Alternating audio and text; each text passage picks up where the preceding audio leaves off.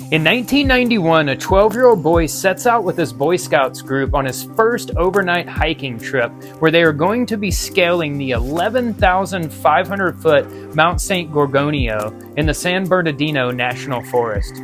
He tags slightly behind the group on a clearly marked trail, but when the group gets back to camp, the boy is missing. After an extensive search, they find his camera, and when they develop the photos, what they find is haunting. In 1978, 5 men on a Special Olympics basketball team head out on a Friday night to watch a college basketball game. After the game was over, they oddly headed deep into the freezing mountains of California in the complete opposite direction of their homes, not prepared for the harsh climate. After an extensive search, a few of the men are found in the most unexpected places, miles away from their car that was running perfectly, baffling authorities and the populace for decades. Today we are going to go over some missing 411 stories, a term coined by former police officer and investigator David Paulides, who authored a series of books and documentaries under the same name. The phenomenon refers to a collection of mysterious and often unexplained disappearances of people in very unusual ways, usually in national parks, forests, or remote wilderness areas. Join me as we delve into these mysteries and some of the theories and attempt to uncover the truth of what really happened. And welcome to Dredge Reality, where we talk about crazy facts, mysteries, and scary stories we've dredged from reality. Please subscribe to our channel, hit the bell notification, and the like button so you don't miss any content we've dredged up for you. Now let's get to digging.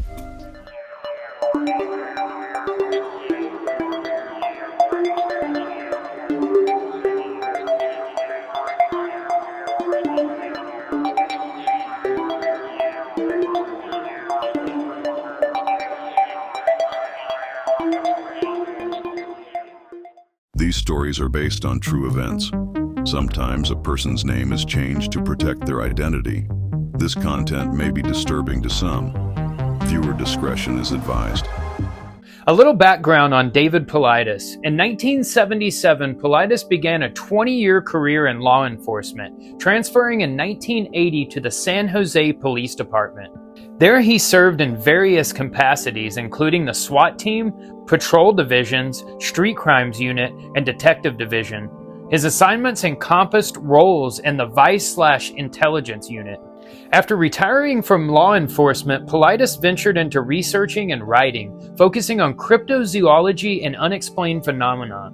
He started focusing on mysterious disappearances of people, often children or solo hikers, in national forests, parks, and remote wilderness areas, mostly across North America. The cases Paulides highlights are puzzling because they involve elements like sudden vanishings, often just out of sight of others, search dogs unable to track a scent, bodies found in a previously searched area or in a bizarre, hard-to-reach location, missing clothing or signs of paradoxical behavior, and clusters of disappearances in specific geographic locations. The origin and influence of missing 411 comes from an alleged encounter Paulides had with a group of off-the-record National Park Service rangers. While researching a different project, he claims that the rangers approached him and said something like, "People are going missing in our parks under strange circumstances, and no one is talking about it." They believe there were a pattern to the disappearances, clusters of cases with unusual similarities, and were frustrated by the lack of documentation and transparency within the federal agencies.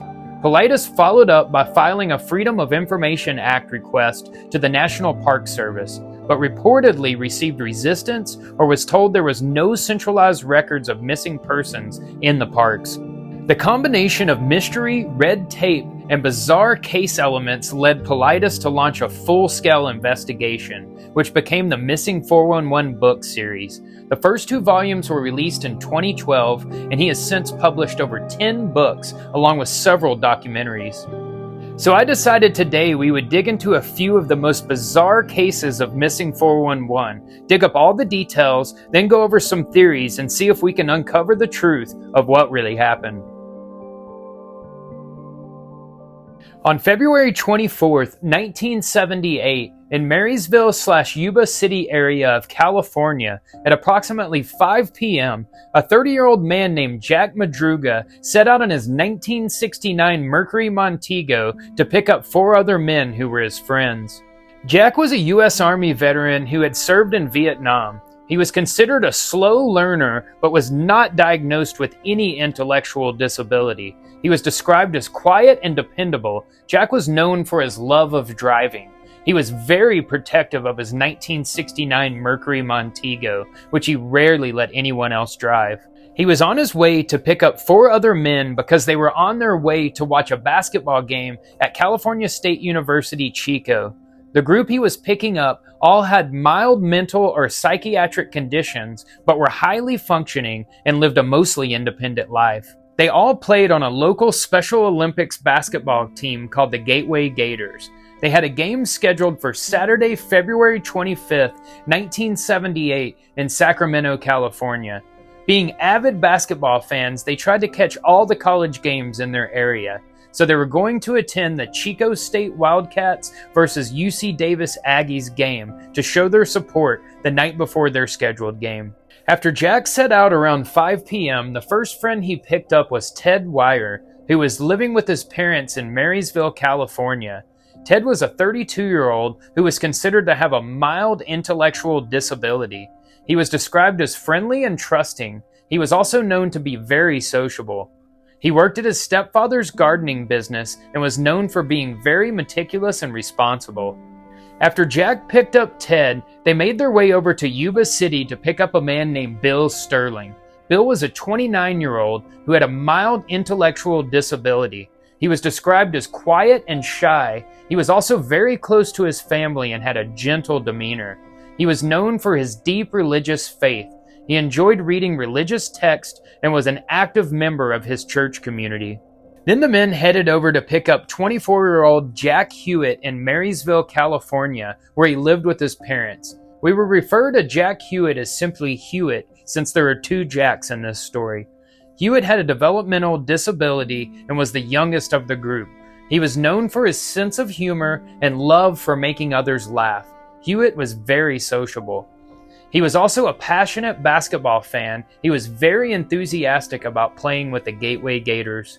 Last, the 4 men headed to Olivehurst, California to pick up 25-year-old Gary Matias, who also lived with his parents. Gary was a U.S. Army veteran who served in West Germany. He was diagnosed with schizophrenia during his military service, but was considered stable with medication. He was known for his outgoing nature and sense of humor. Gary was well liked by his peers. He shared a passion for basketball and was a key player for the Gateway Gators. After all 5 men were together, they left the Marysville-Yuba City area and headed north to Chico, which was roughly a 50-mile drive. The men arrived to the basketball game around 7. They watched the game and were said to be in good spirits. The game ended around 10 p.m. After they left the game, they headed to downtown Chico to a small convenience store called Bear's Market. This is when they bought snacks. They bought chocolate milk, soft drinks, Hostess pies, and other junk food. The store clerk remembered them because of the size of the group and the late hour. But when they left the store, instead of heading south towards their homes in Marysville and Yuba City area, they turned east and went deep into the Plumas National Forest. They drove more than 70 miles off course into the mountainous wilderness along a narrow, snow-covered, and remote road, and no one knows why. This was extremely odd for multiple reasons. They were due to wake up early the next morning for their own basketball game. They were wearing light clothing not fit for the snow. The road they took was rough, unlit, and unfamiliar, and they had no known reason to head in that direction. The men didn't return to their homes that night. Their families quickly became concerned. They had to be up early the next morning for their own basketball game, and this was totally out of character for all of them. This event was incredibly important to them. Even their uniforms were laid out the night before, and they had spoken excitedly about it. The next morning, when they didn't show up to their basketball games, the parents of the men started calling each other. Gary Matias's stepfather made several calls to hospitals and police looking for them to no avail. But late Saturday morning of February 25th, 1978, the men were officially reported missing to the police. Police took the case seriously right away due to the men's mental and developmental conditions, their strong motivation to be at the basketball game, and the freezing weather. By Sunday, February 26th, a full-scale search was starting to begin.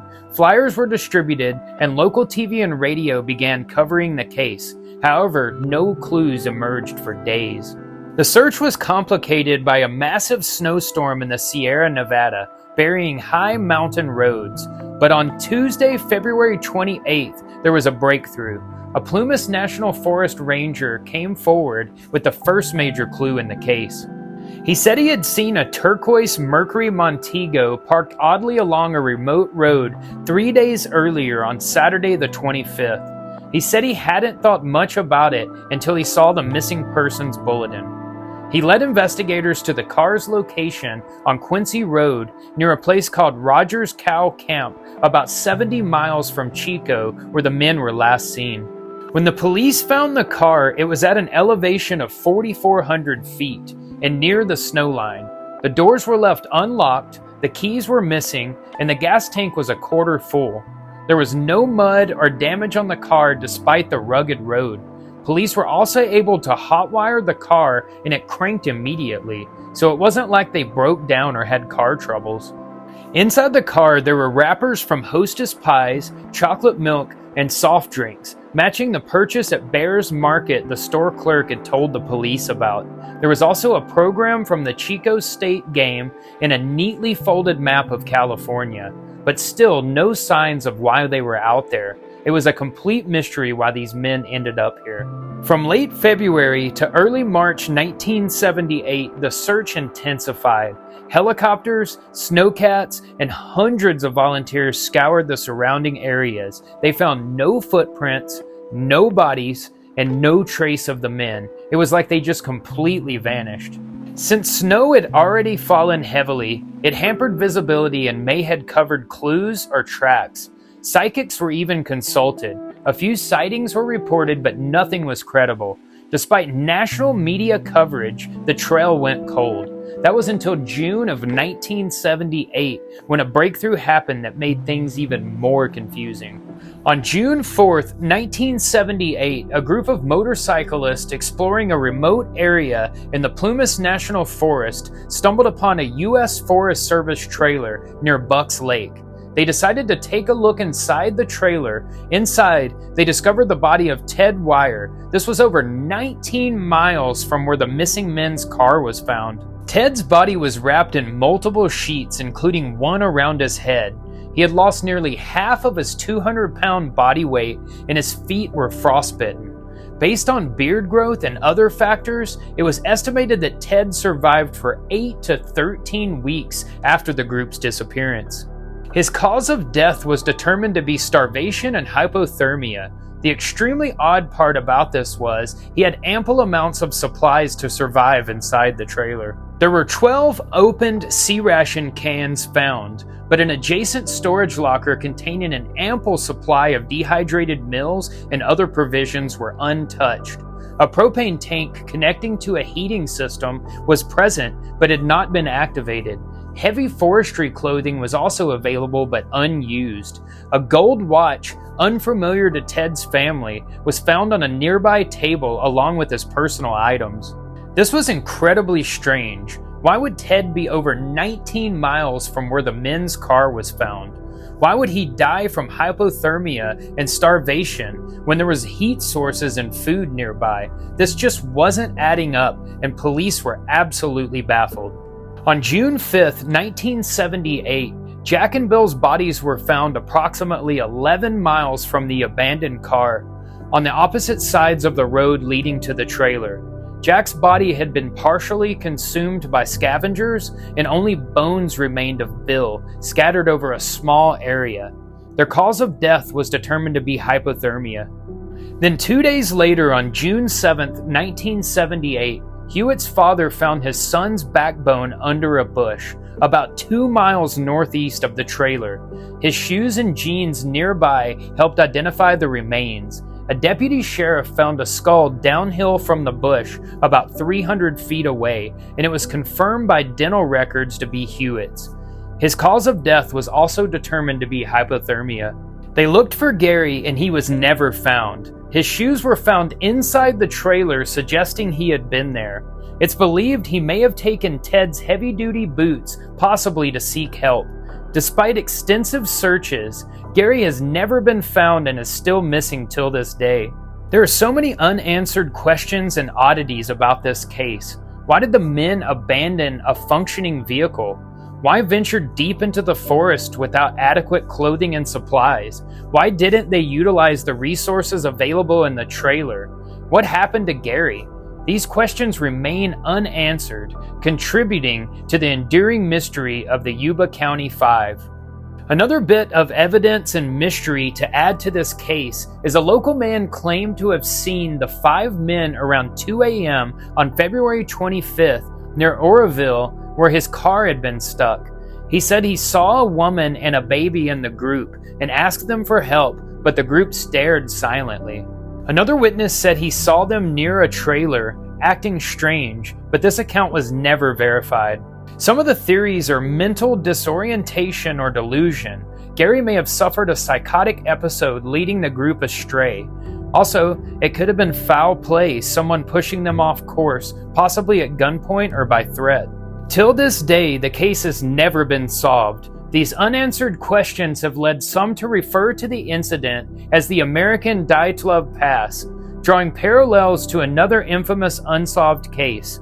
If you haven't heard of that case, I suggest looking it up. It's also a mystery that will mess with your mind. The Yuba County 5 case remains one of the most perplexing unsolved mysteries in American history. It was a brisk April afternoon in 1952 in the remote forested hills of Ritter, Oregon, a rugged stretch of land nestled near the Umatilla National Forest. The air was cool but clear, the wind stirring the pine trees, and the sounds of birds occasionally broke the otherwise tranquil silence of this rural pocket of the Pacific Northwest. 2-year-old Keith Parkins was visiting his grandparents' cattle ranch with his family. It was a place full of wide open spaces, barns, meadows, and old logging trails.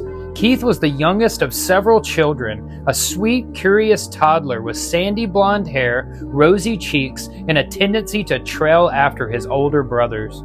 That morning, the children were playing near one of the barns, enjoying the great outdoors while the adults went about their ranch chores. Keith's parents, Arnold and Doris Parkins, weren't concerned. This was familiar land, and they trusted the kids to stay close. But in a span of minutes, everything changed. Around midday, the older brothers ran back to the house for lunch. Keith, toddling behind as usual, was just a few steps behind, or so they thought. When the family sat down and his mother noticed Keith wasn't with them, she got up to call him in, and there was no answer. Assuming he was still by the barn, Doris walked out to retrieve him. But when she arrived, he was gone. Panic didn't set in immediately. Maybe he had wandered off to follow a cat, or he was hiding somewhere nearby. The family began to search, calling out his name, checking the fields, the barn loft, the chicken coop, behind hay bales, and under equipment. Minutes passed, then an hour, still no sign of Keith. At this point, the family realized something was wrong. A toddler couldn't have gone far, especially in the cold weather without a coat, hat, or boots.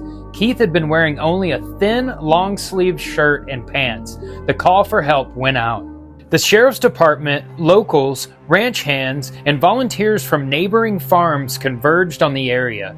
By late afternoon, hundreds of searchers had arrived, combing the land in all directions. They fanned across the fields, into the dense woods, through nearby creeks, gullies, and over steep hills. They brought dogs, they flew planes overhead, they checked every outbuilding, every culvert, every shed and thicket. Despite the effort, they found nothing. The temperature began to drop rapidly after sunset. It was now below freezing. Snow and frost began to form on the ground. The idea that a 2-year-old could survive the night in such conditions without warm clothing or shelter seemed unthinkable. Hope began to fade as darkness swallowed the Oregon wilderness.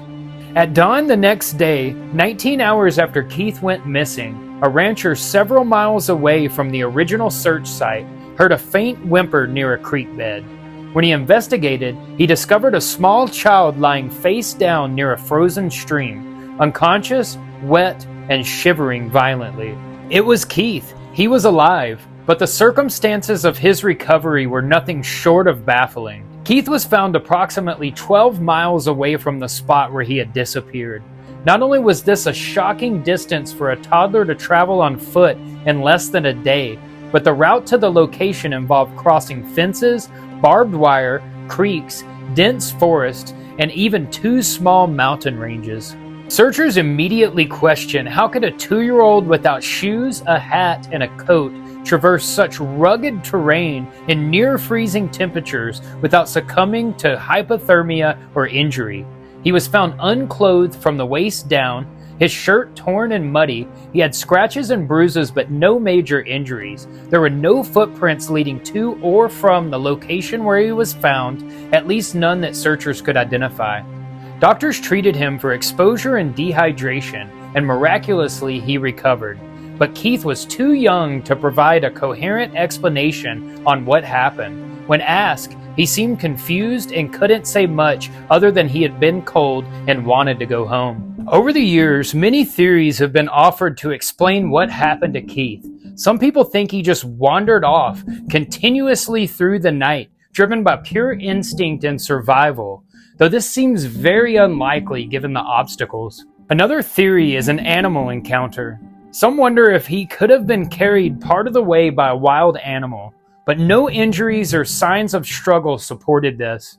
Another theory is human abduction. One of the most persistent theories is that someone may have taken Keith, perhaps for unknown reasons, and later abandoned him far from the ranch when the heat turned up.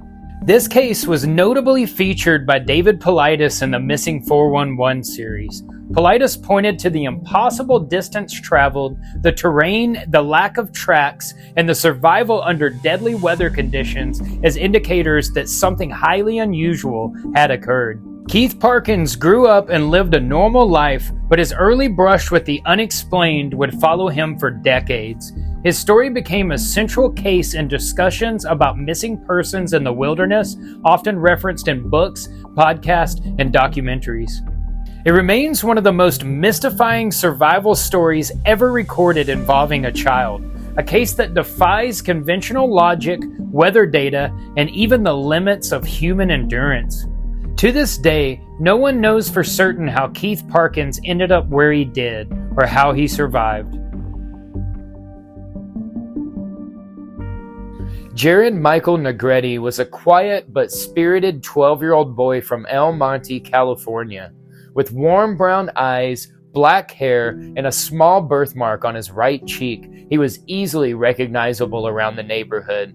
Though shy, he was tender-hearted and loved adventure. His parents Felipe and Linda Negrete described him as thoughtful and sweet, never one to cause trouble.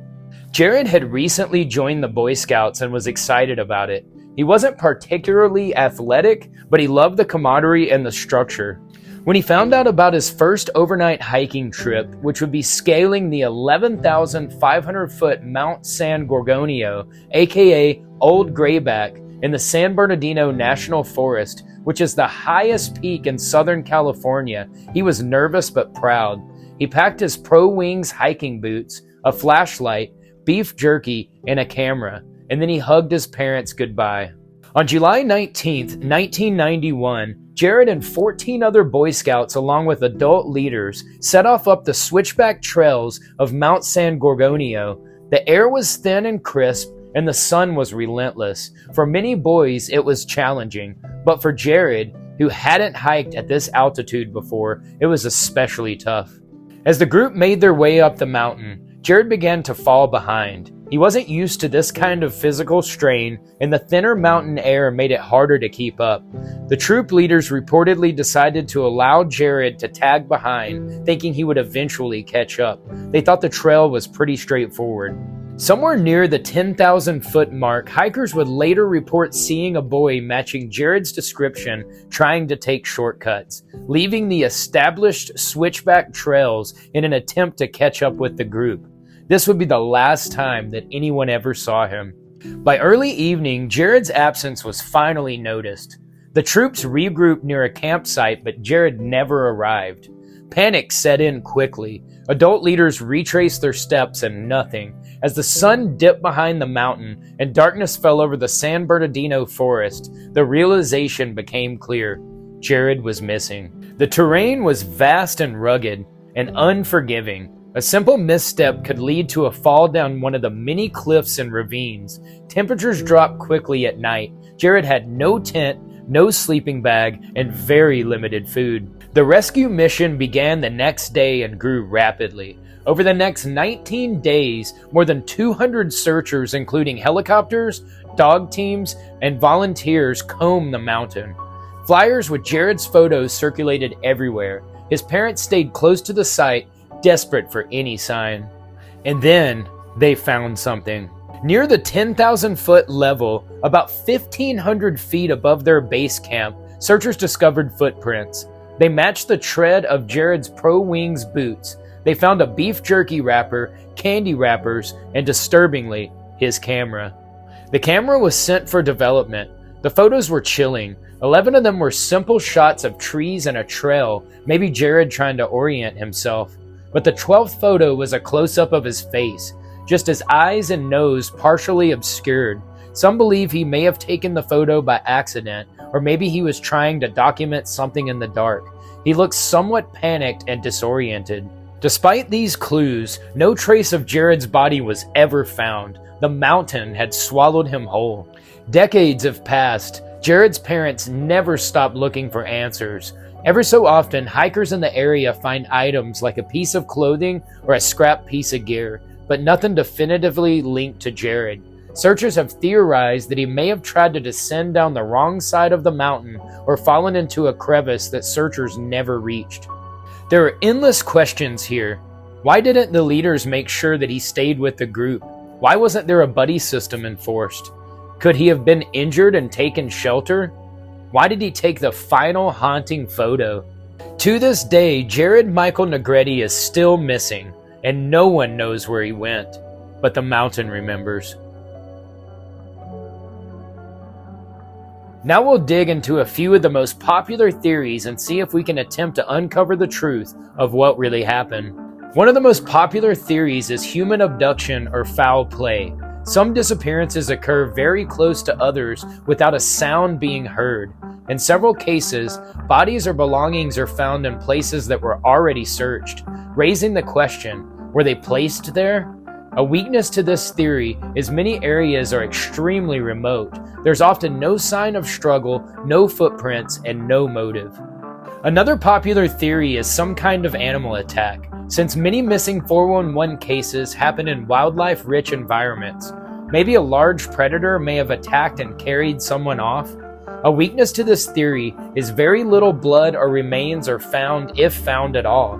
Victims are often found in places animals wouldn't drag prey, on cliffs, high up, or miles away in perfect condition. Clothing is often found folded or neatly placed, not torn or shredded. Our third theory is disorientation or sudden medical events. Possibly people suffer a medical emergency or become disoriented and unknowingly travel far or hide. Hypothermia can cause paradoxical undressing and erratic behavior. A weakness to this theory is some disappearances involve people in perfect health or with survival experience. Also, many are found in impossible locations, far beyond where someone could reasonably walk. A more fringe theory, but one that's grown due to anecdotal accounts, is unidentified beings. Some believe Bigfoot-like creatures or other unknown cryptids are responsible. Witnesses occasionally report strange smells, howls, or large footprints. Native American folklore often tells of forest people or wild men who take humans. Weaknesses to this theory are no confirmed evidence and not being accepted by mainstream science. Another out there theory, but one that surprisingly has overlap in some cases, is alien abduction or UFO involvement. The theory is people are taken by extraterrestrial entities, possibly for study or other unknown reasons. Some points are high strangeness elements, such as missing time, sudden relocation, or lack of tracks. Some locations have a UFO sighting history. Weaknesses to this theory are lack of physical proof, and it is often dismissed as a conspiracy or pseudoscience. This is where things get really strange. The theory of portals or time slips. This is where it's believed people accidentally pass through dimensional rifts or portals. Some supporting evidence is some recovered individuals describe missing time, complete memory loss, or waking up in unreachable areas. Also, search teams often sweep areas repeatedly, only for bodies or people to be found right in the open later. The weakness to this theory is no scientific support or direct evidence. It's highly speculative.